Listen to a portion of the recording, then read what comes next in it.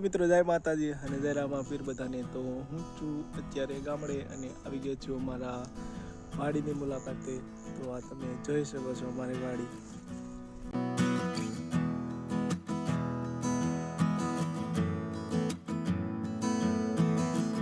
તો તમે જોઈ શકો છો આ ચણા વાવેલા છે, થોડાક ઘર પૂરતા વાવેલા છે ચણા।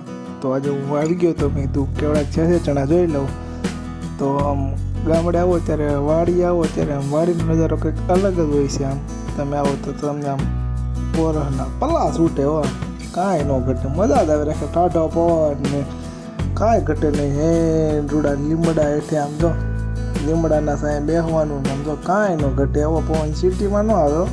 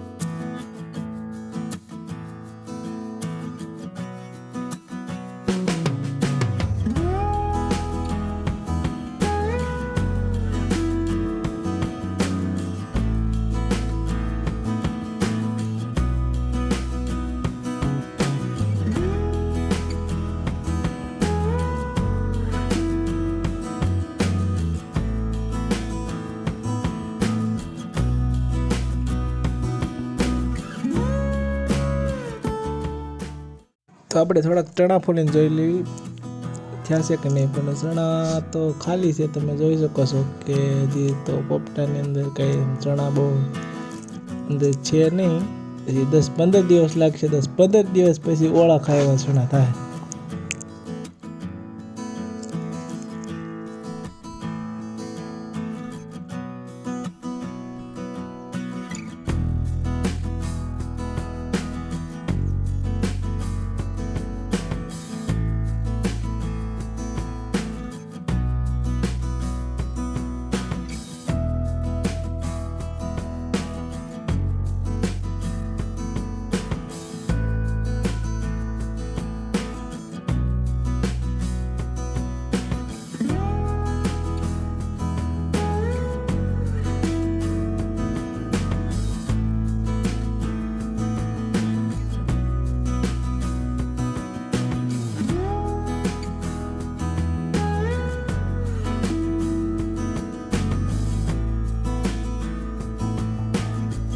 તો એવા લસણ, ભાજી અને ધાણા પણ એક કેરા વાવેલા છે ઘર માટે।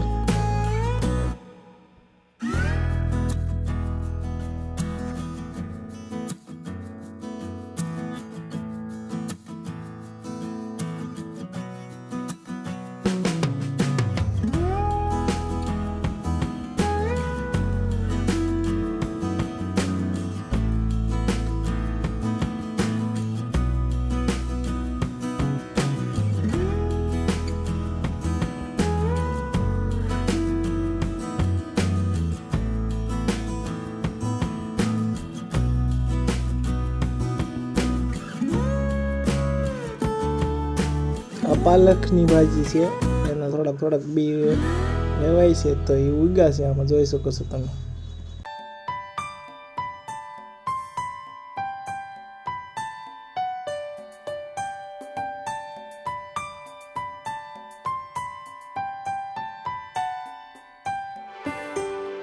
તો આપણે એટલી થેલીમાં ભાજી વીણી લીધી છે થોડીક।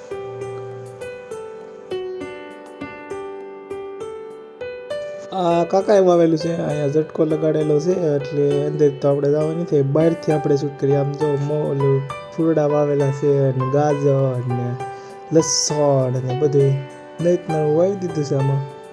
હે આમ તો લીલું સમ દેખાય છે। હે અને આમ તો કાંઈ ઘટે નહીં, આમ તો થોડો કપાય છે અને લીમડાનો સાયો તમે ઘટાદાર જો કાંઈ ન ઘટે, ફૂલ ટાઢો પવન આવે ફૂલ।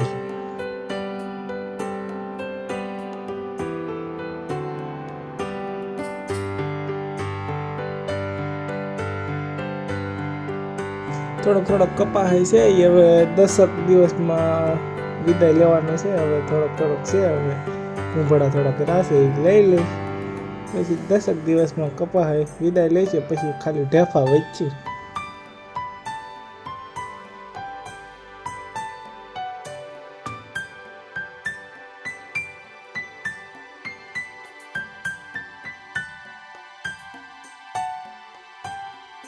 તો હવે આપણે નિરાતે ઘર તરફ પ્રયાણ કરીએ. હવે કપાસ જોતા હેલા જ આવી બીજું હું.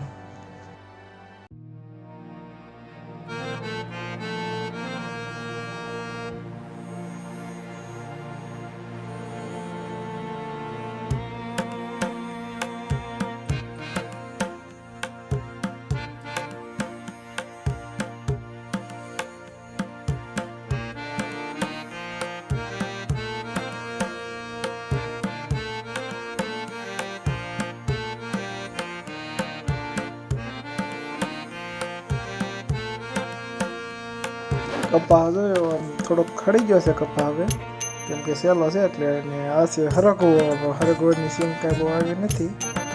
આ હરગવો ખાલી છે, ઓલા હરગવામાં થોડીક સીંગો આવેલી છે.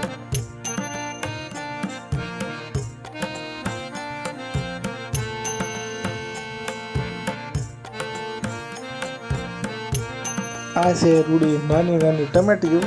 તો આ ખાવાની ખૂબ જ મજા આવે, આમ ખાટી મીઠી હોય અને આમ કાંઈ ન ઘટે, આમ તો જલસો પડી જાય.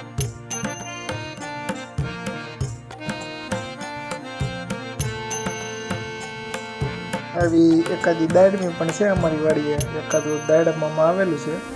હજી ફૂલડા ઉઘડે છે, એક દાડા છે હજી, તો થોડુંક નાનું કાચું લાગે છે.